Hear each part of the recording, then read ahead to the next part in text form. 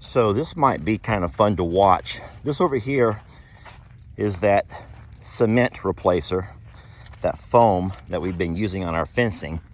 And a lot of people have asked how durable, how tough this stuff is and how hard it gets. And so I can't think of a better way to illustrate than to run over it with my tractor. Now, I don't know how much a 65 horsepower tractor weighs, but what we're gonna do is run right over this stuff, then have a look at it and see exactly how strong that stuff actually is.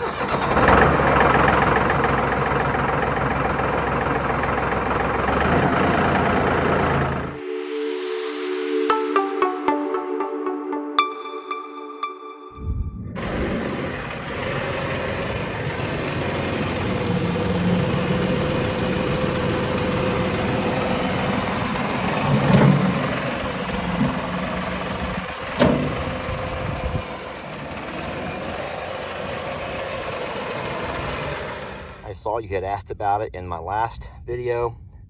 It is a expanding backfill composite. In other words, it's a cement replacer. This bag replaces 2 bags of concrete. It costs $13 a bag. So if you think about that for a minute, concrete costs about $4 a bag.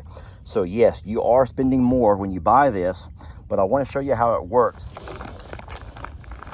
All right, so you have to mix this stuff up. The way I do it is I just use my leg and I kind of go like back and forth like so. And I just got to give it a good mix. There's 2 different sides to this stuff. And whenever they mix together, it creates some kind of a chemical reaction. And so it says to mix it for about 30 seconds. I flip it all around, back and forth. And after about 30 seconds or so, I'll just kind of even squish it all together. I want to make sure that stuff is all nice and mixed together. And then I'm going to open it back up, spread it back out. There's a place to tear along here. You simply tear it. And I want you to watch. I hope you can see from where you're at how this stuff kind of just oozes out and goes down into the hole. Hold on a second. I don't realize how tough it is trying to do things with one hand. And then you got to do stuff like this. Get away, I'm working here. This always happens. Forget that though. I'm going to pour this into the hole. Make sure it all oozes out. They do send rubber gloves to work with, but I am so careful I don't get it on my hands. Now, once it's in the hole and it's starting to work, I want to make sure that my post is level. You can do that with a level, or if you have eyesight like mine, you're going to get stuck out there. You can just do it by eyesight. It takes 5 minutes to expand and to get hard. And so ultimately you have to just kind of stand here for 5 minutes, or you could find some kind of a way to bracket and hold your post in place. Me, I just stand here to catch my breath. I'm not gonna make you stand here with me though. I'll go ahead and cut this off and we'll get back to it in a few minutes. You can see there, this is the one that we just set. And here it comes oozing up out of the ground. A lot of people were worried that this is gonna be bad for the horses to chew on and stuff. And I do agree that I wouldn't want the horses chewing on it. But what I do is the same stuff that you would do for spray foam around the house. You come by and you just break it off. I take my hammer, my claw hammer, and just break it off. We haven't tied these T-posts off yet, but this is an example of one that's been here for a couple of days. If you notice, it didn't even quite fill that hole up. So I probably could have put a second one here. I dug this one extra deep because the river does sometimes come through here when it overflows. I wanted these posts to be nice and solid. That one there bubbled right up. Let me show you how you can come by after the fact and break it off. Oh, mother, yeah, there you go.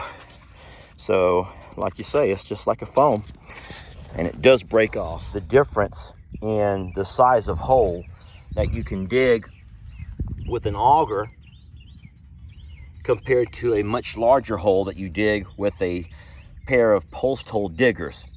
When you use an auger, you really don't even need to buy the big expandable pack. They make a much smaller pack that is equivalent to 1 bag of concrete or cement, and it's quite a bit cheaper. But and that's what I should have bought since I was using the auger. But I'm going to go ahead and use the pulse toe diggers on this one over here and just show you the difference in size. And that's important because obviously you don't want to have a whole bunch of that happening at every post. So I'm sure people are asking, wait a minute, how come the hole that the auger digs is smaller than the one that the pulse toe diggers dig? And that's because for the pulse toe diggers to grab the dirt, the handles have to be opened. And the deeper you go, the more you have to open the handles. So obviously the hole is a lot bigger and wider hole when using the pulse toe diggers. So if you're doing your job with an auger, you can probably buy the little single bags that's equivalent to 1 bag of cement and be fine. If you're using the pulse toe diggers, you should for sure buy the bags that are equivalent to 2 bags of cement. Reason I say that is because you don't want to have that type of mess at the base of every one of your posts.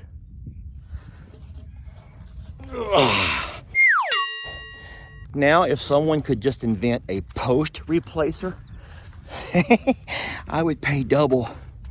I would pay double. All right, so I want you to look at the amount of space that's around this entire post because I use the pulse toe diggers. So in this case, this here bag replaces 1 full bag of cement, concrete. This over here replaces 2 bags of concrete. This is more expensive, but it's obviously worth it because it's replacing 2 bags.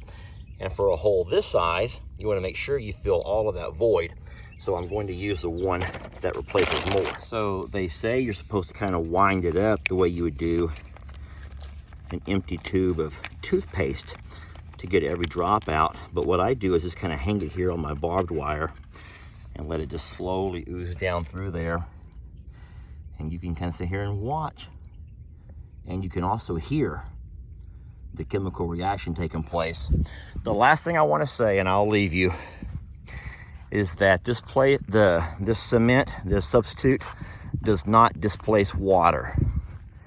That's one thing that I've discovered, that I would rather have just had bags of cement here where the ground is soft, because once I started digging, I hit water pretty fast. You know, all this clay holds water. And so even though I believe that each hole should have held the entire bag, because there was water in the hole, it actually pushed the foam out. There should not be that much foam sticking out. But whereas if I just put a bag of concrete in there, I believe that the weight of the concrete would have displaced the water and given me a better hold. All right, that really is, I cannot think of anything else to add. Come back 30 minutes later. I put that first strand of wire up, and I'm wanting you to see what I'm doing here. I'm giving this all I got, and it is not moving. I'm giving it all I got, Rick. Now this is the one that looks goofy because of the water, but you can see it's not budging. I will come by. Ouch! All right, that's not gonna work. I will come by and get that up. For anyone, no, get out of there. You're going to end up, yeah. All right, there you go, Rick, something to get on to me about. Working, doing wire with the horses, the donkeys. Yeah, it looks goofy right now, but I cut that stuff out of there and you won't be able to see it once I get it all cut out. And the donkeys and horses could care less about trying to nibble on it.